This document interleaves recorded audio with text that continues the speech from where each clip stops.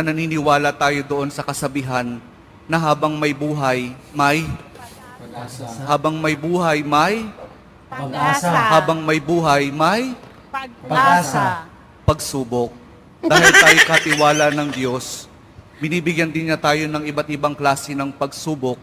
Kaya po doon sa pagsubok na yon, saka pa lang natin mauunawaan na talagang ang ating buhay ay mayroong, habang may buhay, mayroong, Pagsubok. habang may buhay, may Pagsubok. pagbangon.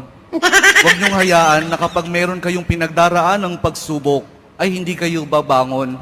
Kailangan meron tayong pagsumikap na pagtsatsagaan natin yung ating mga pagsubok na pinagdaraanan. At kapag merong pagsubok at merong pagbangon, saka pa lang natin mauunawaan na talagang ang ating buhay, na habang may buhay, may Pagbangon. habang may buhay, may Pagbangon. pag-ibig. Ang pag-ibig na nagmumula kay Jesus lamang sa ating mahal na poong Jesus Nazareno.